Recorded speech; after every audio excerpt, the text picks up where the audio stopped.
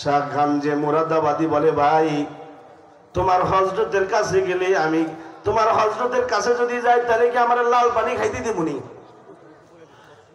খাজা আজিজুল হাসান মাযযুব বলে, ভাই রে তাহলে আমাকে অবশ্যই একটু সুযোগ দাও, আমি আমার হযরতকে জিজ্ঞাসা করে নেই।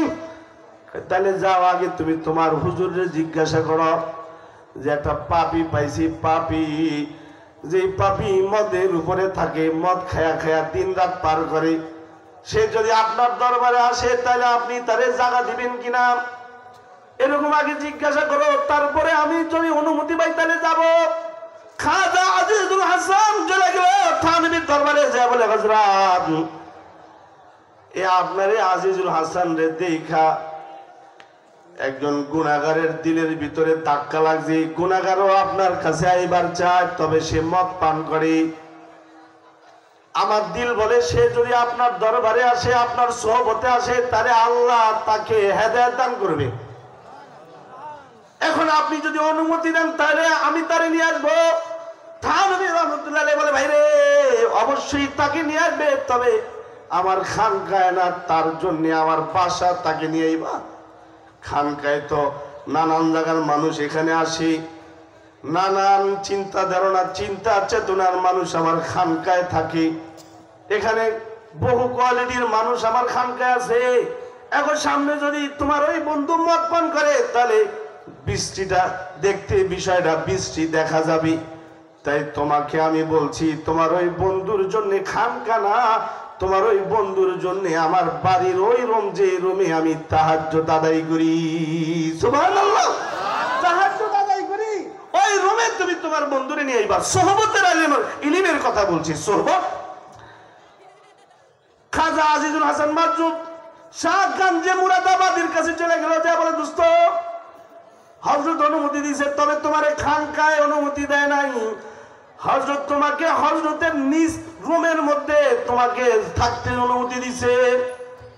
শাহ গাঞ্জে মুরাদাবাদী বলে, তা তো ভালোই হইছে, যে রুমের জীবনে কোনোদিন মদ দেখে নাই ওই রুম মদ দেখবো, যে রুম জীবনে কোনোদিন নাফরমানি দেখে নাই ওই রুমটা আমার নাফরমানিতে শিখতে হইব। খাজা আজিজুল হাসান মাযযুব বলে, তাহলে আমার সাথে চলো, নিয়ে গেছে। থানবী রাহমাতুল্লাহ আলাইহির রুমের ভিতরে ঢুকে গেছি।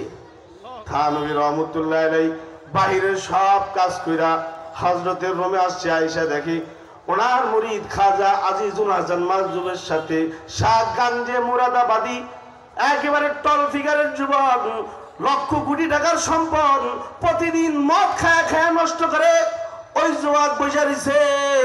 খাজা আজিজুল হাসান মাযযুব বৈশা রইছে, থানবী বৈশা খালি তার দিকে তাকায় রইছে, আর দিলে দিলে ফয়জ প্রদান করছে, ফয়জ। আর আল্লাহকে বলছে, আল্লাহ যে দুনিয়ার মদ খায়া নিজেকে বরবাদ করছে, তারে তুমি তোমার মোহাব্বতের মদ দিয়া তারে তুমি সফলতা দিয়ে দাও, তারে দুনিয়ার মদ থেকে তুমি তারে মুক্তি দিয়ে দাও। তোমার মোহাব্বতের যে মোহাব্বত আছে ওই মোহাব্বতের শরাব তুমি তারে পান করা দাও। কিছু সময় থানবী তার দিকে তাকায় দিছে, এরপরে থানবী রাহমাতুল্লাহ আলাইহি দস্তরখান বিছায়া একই সাথে তিনজনে একই দস্তরখানে কিছু ফল খাইছে। ফল খায়া শাহ গাঞ্জে মুরাদাবাদীকে জাবরায় দিরা বলে, ভাই তোমারে আল্লাহর জন্য ভালোবাসি, আল্লাহ তোমারে আদর করে বানাইছি, আল্লাহ তোমারে জান্নাত দিবা চায়, তুমি আর আমি যদি জাহান্নামে যাই তাহলে আল্লাহর তো দোষ নাই। ভাই রে তুমি আর মদ খাও না, তুমি আজ থেকে আল্লাহর গোলামি করো, তুমি আজকে থেকে নামাজ পড়ো, তুমি কোরআন পড়ো, তেলাওয়াত করো, জিকির করো, দাওয়াত ও তাবলীগের কাজ করো। শাহ গাঞ্জে মুরাদাবাদী বলে, হযরত আমি চাই কিন্তু পারি না। থানবী বলছে, ইনশাআল্লাহ অল্প কয়েকদিনের ভিতরে আল্লাহ তাআলা তোমাকে পরিবর্তন করে দিবে। এই কথা বলে হযরত থানবীর চোখে পানি নিয়ে দোয়া করছে। হযরত থানবীর চোখের পানিতে দাড়ি গাল ভিজে গেছে। আর হযরত মাযযুব খাজা আজিজুল হাসান মাযযুব আমিন আমিন বলছে। সোহবতের মাধ্যমে মানুষের দিলের পরিবর্তন হয়, সোহবতের মাধ্যমে মানুষ গুনাহমুক্ত হয়ে যায়, সোহবতের মাধ্যমে মানুষ আল্লাহর ওলি হয়ে যায়। থানবী দোয়া শেষ করে বাহিরের কাজে চলে গেছি। দোয়াটাও শেষ হয়েছে। শাহগঞ্জে মুরাদাবাদীও লম্বা সময় অচেতন হয়ে ওই জায়গায় পড়ে রয়েছি। হঠাৎ করে তার জ্ঞান ফিরে আসে। জ্ঞান ফিরে আসার পরেই দেখে তারই বন্ধু খাজা আজিজুল হাসান মাজুব তার পাশেই বসে বসে দোয়া করতেছে। খাজা আজিজুল হাসান মাজুবের দোয়া শাহগঞ্জে মুরাদাবাদী বসে বসে শুনতেছে।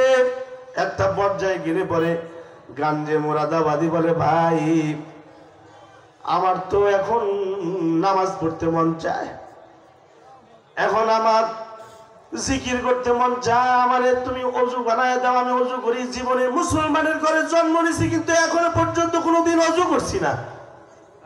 ও ভাই, আমি এখনো পর্যন্ত কোনোদিন গোসল ফরজ হলে কিভাবে গোসল করতে হয় ওটাও জানি না।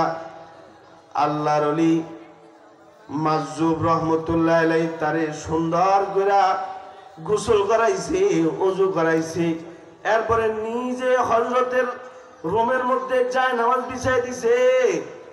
এরপরে শাহগঞ্জে মুরাদাবাদীকে নামাজে দাঁড় করাই দিছে। যে জীবনেও কোনোদিন নামাজ পড়ে নাই, মসজিদে যায় নাই, ওই বান্দা একদিনের মধ্যে পরিবর্তন হয়ে গেছে। আল্লাহর বান্দা গঞ্জে মুরাদাবাদী নামাজে দাঁড়ায় কাঁদতেছে। তার জবান দিয়ে সূরা ফাতিহা বের হচ্ছে না। সে কাঁদতে কাঁদতে রুকুতে লুটায় পড়ছে। সে কাঁদতে কাঁদতে সিজদায় লুটায় পড়ছে। জীবনে কত কিছু করলাম, এত শান্তি অনুভব করি নাই। আজকে আল্লাহর কুদরতি কদমের দ্বারা যে শান্তিটা আমি অনুভব করতেছি, সিজদায় পুরা কাঁদতেছি। অন্য পাশে খাজা আজিজুল হাসান মাজুব কান্না করতেছি। কারণ বান্দা আল্লাহর সাক্ষাৎ পেয়ে গেছে। ওই যে বান্দা আল্লাহর কাছ থেকে দূরে সরে গেছে, ওই যে বান্দি যে আল্লাহর কাছ থেকে দূরে সরে গেছে, ওই বান্দা বান্দি আরেকজন আল্লাহ ওয়ালার মাধ্যমে আল্লাহর সাথে সম্পর্ক হয়ে গেছে। নামাজে দাঁড়ায়া শুধুই মাত্র দাঁড়াইছে, কান্না শুরু হয়েছে। দাঁড়ায়ও কাঁদছে, রুকুতেও কাঁদছে, সিজদায়ও কেঁদেছে। কাঁদতে কাঁদতে খাজা আজিজুল হাসান মাজুব কেঁদেছে। শাহগঞ্জে মুরাদাবাদীও কেঁদেছে। কান্নায় রুম একাকার হয়ে গেছে। 2 ঘন্টা ব্যাপী সবাই কেঁদেছে। কিছুক্ষণ পরে থানবী রহমতুল্লাহ আলাইহি রুমের মধ্যে ঢুকে দেখে শাহগঞ্জে মুরাদাবাদী সিজদায় কাঁদতেছে। আর থানবী শুকরিয়া আদায় করে বলে, হ্যাঁ আল্লাহর সাথে তার কানেকশন হয়ে গেছে। এখন থেকে আর তার নামাজ ছুটবে না, এখন থেকে আর তার কোরআন তেলাওয়াত ছুটবে না, এখন থেকে আর সে জিকির বাদ দিবে না। নামাজ শেষ করছি। হযরত থানবী রহমতুল্লাহ আলাইহির সাথে 1 সপ্তাহ সময় অতিবাহিত করছি। 1 সপ্তাহ পরে হযরত থানবী তারে অনুমতি দিয়েছে, বাড়িতে যাও, তুমি বাড়িতে গিয়ে তারপরে আবার আইসো। বাড়িতে যাও, তোমার বাড়িতে যাওয়ার অনুমতি দেওয়া হলো। শাহগঞ্জে মুরাদাবাদী রহমতুল্লাহ আলাইহি বাড়িতে গেল। বাড়িতে গিয়ে 1 সপ্তাহ থাকার কথা, 1 ঘন্টা থাইকা আবার গাড়ি লইয়া হযরতের খানকায় চলে এলো। হযরত থানবী জিজ্ঞাসা করে, কি ব্যাপার, এত তাড়াতাড়ি বাড়িতে চলে এলা কেন? হযরত এতদিন বাহিরে ভালো লাগতো, এখন আপনাকে ছাড়া কিছুই ভালো লাগে না, এখন আল্লাহকে ছাড়া কিছুই ভালো লাগে না, এখন নামাজ ছাড়া কিছুই ভালো লাগে না, এখন তেলাওয়াত ছাড়া জিকির ছাড়া কিছুই ভালো লাগে না। আল্লাহু আকবার, জোরে বলেন আল্লাহ। হইছে না? ঈমানের আওয়াজে জোরে বলেন আল্লাহু আকবার, জোরে বলেন। এটা সোহবতের ইলম, কিতাবের ইলম, সোহবতের ইলম। সোহবতের ইলম এক মহা দৌলতের নাম। সোহবতের ইলম যে পাইছে তার ভাগ্য খুলে গেছে। সোহবতের ইলম সাহাবীরা পাইছে, সাহাবীরা দানি হইছে। সোহবতের ইলম যদি সাধারণ কোনো মানুষও যদি পায়, মনে করেন দাওয়াত ও তাবলীগে গেছে, 1 চিল্লা দিছে, 40 দিন নেককারদের সাথে থাকার কারণে এবার তার গালে দাঁড়িয়ে এসে পড়ছে। 40 দিন আল্লাহ ওয়ালাদের সাথে থাকার কারণে এবার সেই খাবারের শুরুতে বিসমিল্লাহ বলতে জানছে। 40 দিন আল্লাহ ওলাদের সাথে থাকার কারণে নামাজের সময় হলে পরে দৌড় দিয়া মসজিদে চলে গেছে। এই যে পরিবর্তন, এটা হলো সোহবতের পরিবর্তন। যদি আমরা পরিবর্তন হতে চাই তাহলে এরকম মজলিস দরকার আছে না নাই? আওয়াজ করে জোরে বলেন, এরকম মজলিস দরকার আছে না নাই? এইসব মজলিসে আসলে বুঝ আসে, এরকম মজলিসে আসলে পরে আল্লাহর মহাব্বত দিলের মধ্যে প্রবেশ করে। আয়াতে কারিমা পড়েছি, আল্লাহ বলে ইয়াউমা ইয়াতাযাক্কারুল ইনসানু মা সাআ, ইয়াউমা ইয়াতাযাক্কারুল ইনসানু মা সাআ ওয়া বুররিজাতিল জাহিমু লিমান ইয়ারা। এবার যে আয়াতগুলা পড়েছি আয়াতগুলার অর্থ শুনেন। আল্লাহ বলেন ময়দানে মাশরে সব মানুষ আল্লাহর সামনে হাজির হবে। ওই দিন বান্দা যা যা কিছু করছে সব কিছু তাকে স্মরণ করায় দেওয়া হবে। ইয়াউমা ইয়াতাযাক্কারুল ইনসান, ইনসান ওই দিন আল্লাহর সামনে দাঁড়াবে। দুনিয়াতে যা যা কিছু করছে সব ইনসানকে আল্লাহ তাআলা স্মরণ করায় দিবে। আল্লাহ তাআলা আপনাকে আমাকে হাসরের ময়দানে সব বিষয়গুলো স্মরণ করায় দিবে।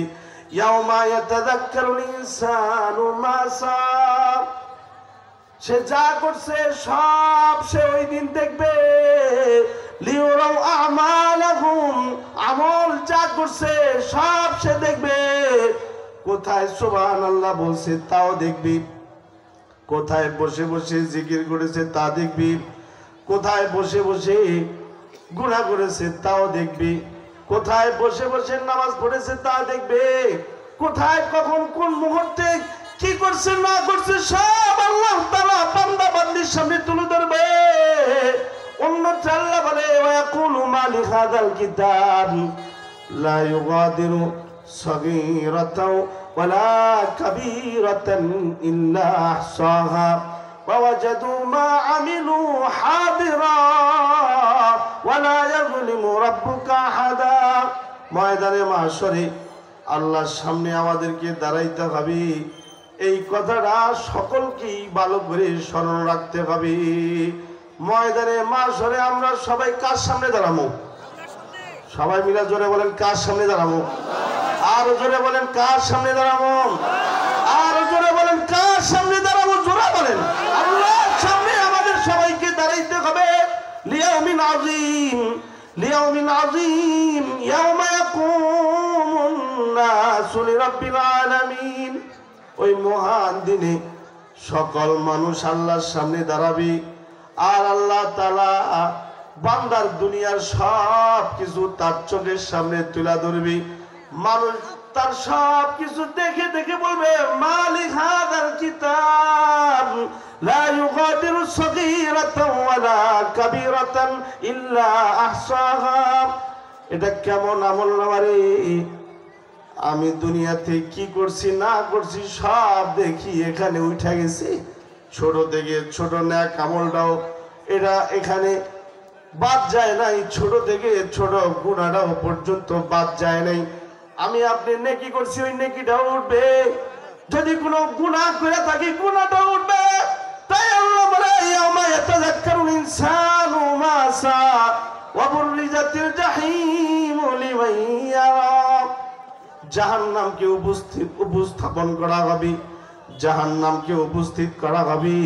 যে জাহান্নাম আল্লাহ অপরাধীদের জন্য বানাইছে। ওয়াবুররিজাতিল জাহিমু লিমান ইয়ারা ফাআম্মা মান তাগা ওয়া আসারাল হায়াতাদ দুনিয়া, যারা সীমা লঙ্ঘন করছে দুনিয়ায় আইসা যারা আল্লাহকে ভুলে গেছে, ওয়া আসারাল হায়াতাদ দুনিয়া ফাইনাল জাহিমা হিয়াল মাওয়া। আল্লাহ তাআলা তাদেরকে মাওয়া নামক ফাইনাল জাহিমা হিয়াল মাওয়া, আল্লাহ তাআলা তাদেরকে জাহিম নামক জাহান্নামে নিক্ষেপ করবে।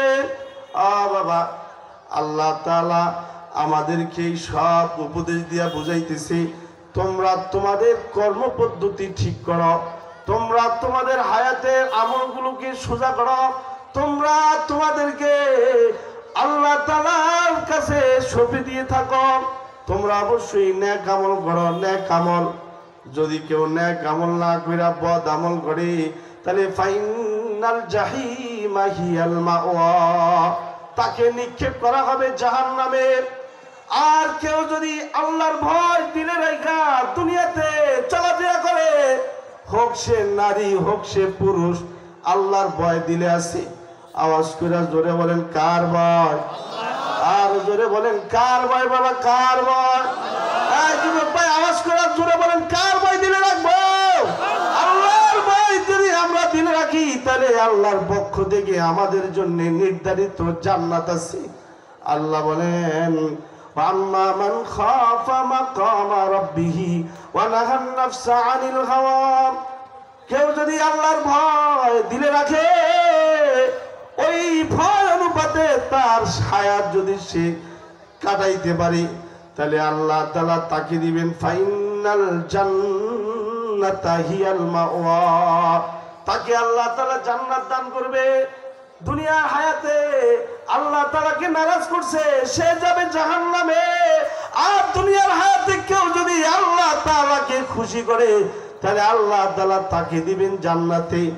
দুনিয়ার হায়াতে আল্লাহ তাআলার গোলামি করা চাই, দুনিয়ার হায়াতে নবীর সুন্নত মতে চলা চাই, দুনিয়ার হায়াতে এই দিলে আল্লাহর ভয় রাখা চাই। আল্লাহর ভয়, আল্লাহর ভয়, আল্লাহর ভয় আমরা আমাদের দিলে রাখবো। যুবক ভাই, বয়সটা তো যুবক, নওজোয়ান যুবক মানুষ, এই বয়সে নিজেকে গুনাহ থেকে বাঁচাইতে হইব। হাদিস শরীফে আল্লাহর রাসূল বলেন قال رسول الله صلى الله عليه وسلم قال رسول الله صلى الله عليه وسلم اتق المحارم تكن عبد النار। আল্লাহর নবী বলেন তোমরা গুনাহ থেকে বাঁচো। কেউ যদি গুনাহ থেকে বাঁচে তাহলে আল্লাহ তাআলা আল্লাহর ওই বান্দাকে, ওই বান্দিকে দুনিয়াতেও ইজ্জত দিবে, কবরে হাসরে ময়দানে আল্লাহ ইজ্জত দিবে। শর্তগুলো গুনাহ মুক্ত থাকতে হবে। মা বোন যারা আছেন, ও মা ও বোন, আপনিও গুনাহ মুক্ত থাকবেন। কারণ গুনাহ মুক্ত মানুষ যখন হাত উঠায় তখন তার দোয়া কবুল হয়। খুতবাতে জুলফিকারে পড়ছি, কোন একটা জায়গায় বৃষ্টি না হওয়ার কারণে নামাজ পড়তেছে সালাতুল ইস্তিসকা। সালাতুল ইস্তিসকা এটা হলো বৃষ্টির নামাজ। কিসের নামাজ? হ্যাঁ জোরে বল, কিসের নামাজ? বৃষ্টি যদি না হয় তাহলে নামাজ পড়তে হয়। নামাজের মাধ্যমে আল্লাহর কাছে বৃষ্টি কামনা করতে হয়।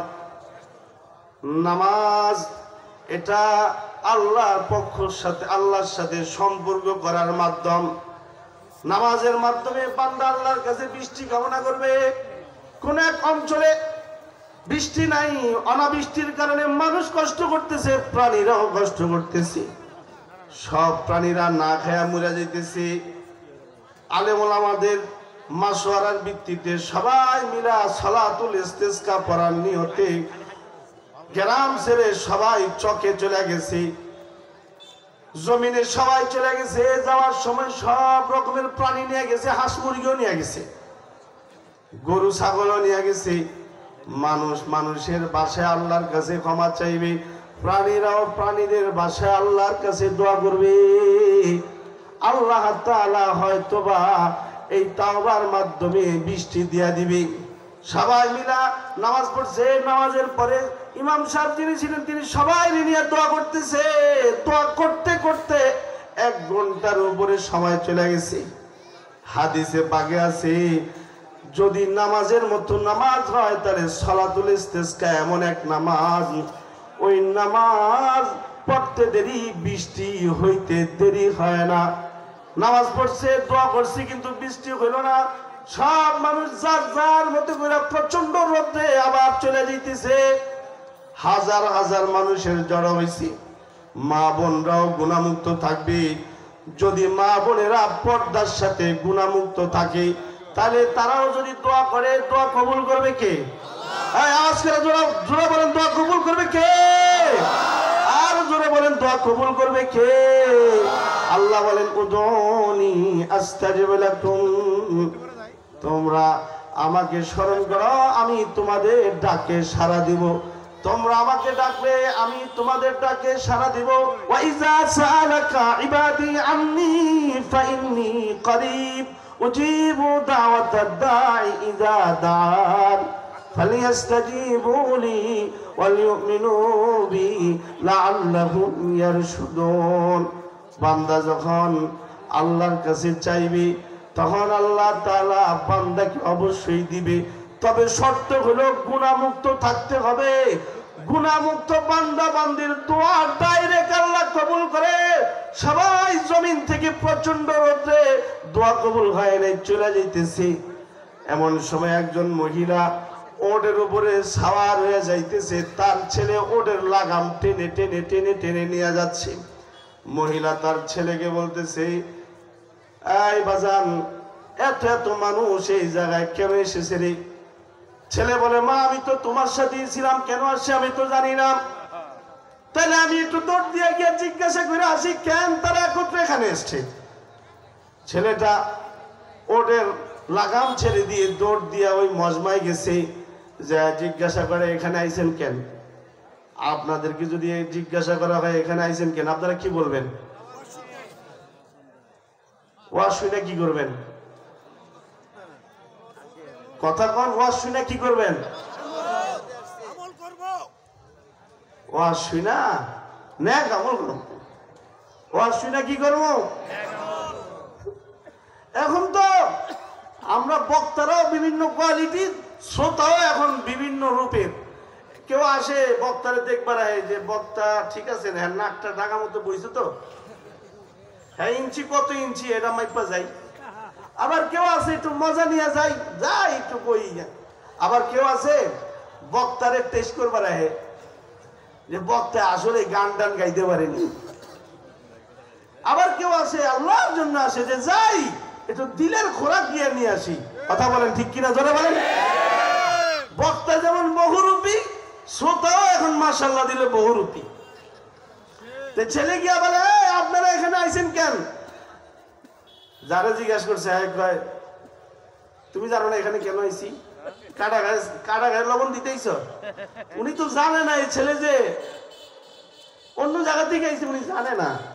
তো ছেলেটা বলতেছে, চাচা মাইন্ড করেন না, আমি ওই যে দেখা যায় একটা ওট, ওই ওটে আমার মা বসে রয়েছে, মারে নিয়ে যাইতেছি এক জায়গাতে, মায় জানতে চাইছে, তাই আমি আপনাকে জিজ্ঞাসা করছি।